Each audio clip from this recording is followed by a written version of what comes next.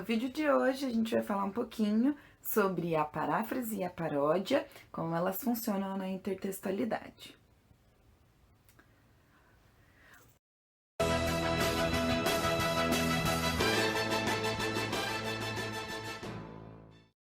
Muito bem. A paráfrase e paródia são dois tipos de intertextualidade, tá? E vamos relembrar rapidinho o que é intertextualidade, né? Que é quando a gente tem um diálogo entre os gêneros, entre os tipos textuais. É quando a gente consegue perceber a presença simultânea de mais de um tipo de texto ou técnica de escrita, e aí você percebe então a utilização dessas duas, três, às vezes até mais, elementos de texto acontecendo num mesmo texto.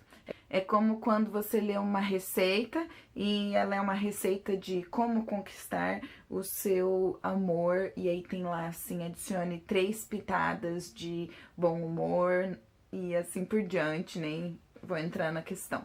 Mas o que acontece? Uma intertextualidade, né? A presença de dois tipos de texto, um que serviria só para te ensinar a fazer receitas culinárias, com a ideia de passar dicas, né, para uma pessoa. A paráfrase é, então, o tipo de intertextualidade em que você nota a presença de dois textos, mas um é a imitação do outro, sendo que ao invés de usar as mesmas palavras ou até imagens, você muda certas coisas, mas você preserva a essência. Você vai ver aqui em algum cantinho a imagem do quadro de Da Vinci, que pintou aí, né, a ceia, a Santa Ceia. O nome do quadro é A Última Ceia.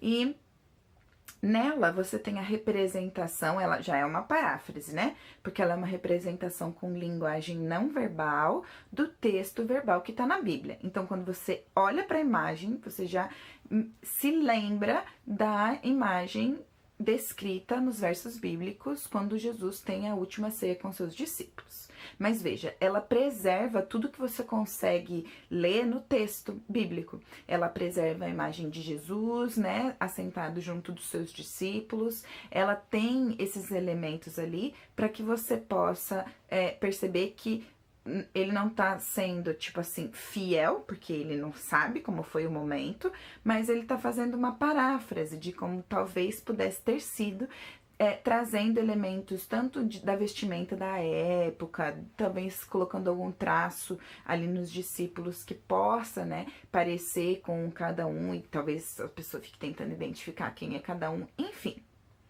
Bom, aí você vai ver outra tela, a do Bassano.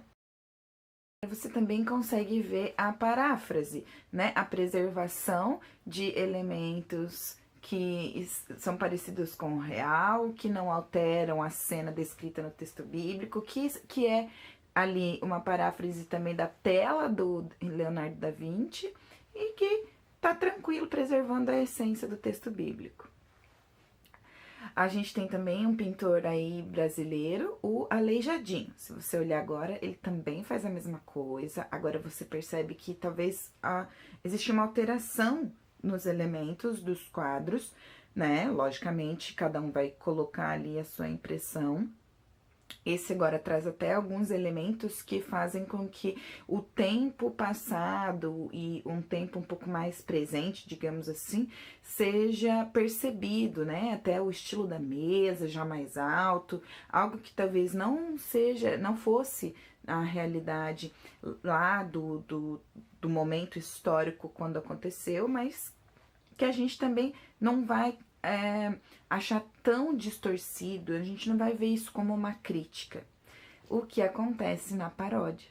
A paródia é, então, um tipo de intertextualidade em que você tem também dois textos presentes, em que o primeiro, que serve de base, vai se manter, e um segundo, né, a inserção da segunda mistura, mudança, ela vai vir em tom de crítica, ela vai vir em tom de distorção, exatamente para causar talvez um humor, uma sátira, uma uma crítica mesmo, né?